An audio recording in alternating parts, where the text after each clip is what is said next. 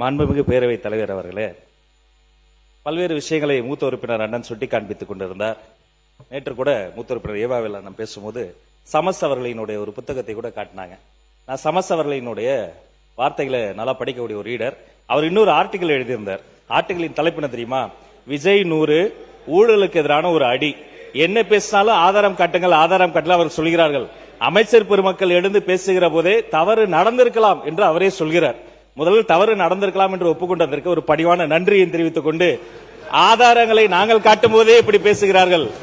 மாண்புமிகு முதலமைச்சர் ஆதாரங்களை வைத்திருக்கிறார், அவர் ஒருவேளை எடுத்து காட்டிவிட்டார் என்று சொன்னால் அவர்கள் நிலைமை நினைத்து பார்த்தேன். கொஞ்சம் கவலையாகத்தான் இருக்கிறது.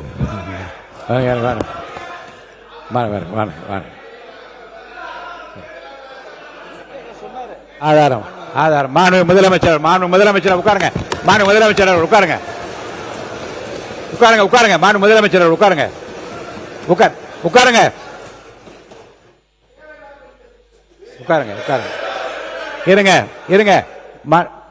ஆதாரம் இருக்கான்னு கேட்டீங்க. திடீரென்று முதலமைச்சர் எந்திரிச்சு பேச முற்படுறாங்க. அப்ப திருப்பி எதுக்காக நீங்க கத்திட்டு? உட்காருங்க, தயவு செய்து உட்காருங்க, எழுந்திருக்காதீங்க. மாண்பு முதலமைச்சர் அவர்கள். மாண்புமிகு பேரவைத் தலைவர் அவர்களே, நான் அதை சொல்ல வேணான்னு தான் நினைச்சேன். ஆதாரம்னு கேட்குறாங்க.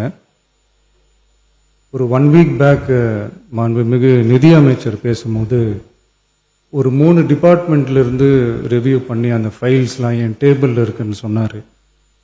அது ஏதோ போற போக்கில் அவர் சொல்லலை, உண்மையிலேயே என் டேபிள்ல இருக்கு. அத்தனையும் ப்ரூஃபோட இருக்கு. ஓபன் பண்ண வச்சிடாதீங்க.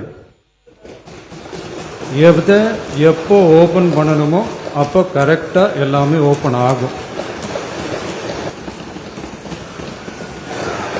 மாண்புமிகு இந்து அறநிலையத்துறை அமைச்சர் அவர்கள். இந்து அறநிலையத்துறை அமைச்சர் அவர்கள். மாண்புமிகு பேரவைத் தலைவர் அவர்களே, நம்முடைய மதிப்பிற்குரிய அண்ணன்கள் எல்லாருமே பேசுங்க பேசுங்கன்றாங்க. ஆனா முதலமைச்சர் பேச ஆரம்பிச்சார்னா, ஆதாரத்தை காட்ட ஆரம்பிச்சார்னா என்ன நடக்கும்ன்றது இதுல இருந்தே நம்ம புரிஞ்சிக்க முடியும். ரெடியா? மாண்பு முதலமைச்சர் அவர்கள்.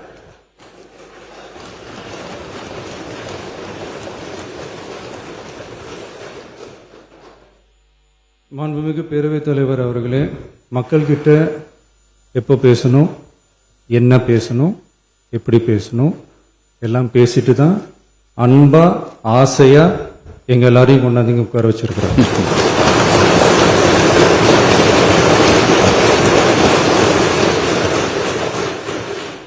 நான் பேசுவேன், பேசக்கூடாதுன்னு ஒன்றும் இல்லை. இடைத்தேர்தலையாவது சில பேருக்கு நல்லது நடக்கணும்ல.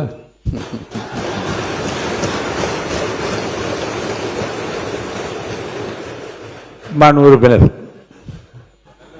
நாங்கள் அன்பு ஆசையாக பேசி தான் ஒரே தொகுதியில் 9 முறை நிற்கின்ற வாய்ப்பு கிடைத்தது. 7 முறை வெற்றி பெற்றிருக்கிறேன். ஒரே தொகுதியில் 7 முறை வெற்றி பெற்றிருக்கிறேன்.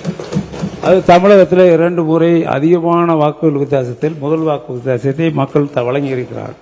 அந்த அங்கீகாரத்தை மக்கள் வழங்கி இருக்கிறார்கள். அதை நான் ஏற்றுக்கொள்கிறேன். அவர் கல்வி அமைச்சர் சொன்னார்கள் அது நடந்து இருக்கலாம் அப்படின்னு. விடுபட்டு போனதுக்கு யார் வேணாலும் ஒரு சாலைக்கு ஒதுக்குகின்ற பல சாலைகளை பார்க்கின்றோம். ஒரு மாவட்டத்தில் ஏதோ ஒரு சாலை விடுபட்டு போயிருக்கலாம். அதே சாலைக்கு நிதி ஒதுக்கப்பட்டிருக்கவா சொல்லுகிறார்கள். அதே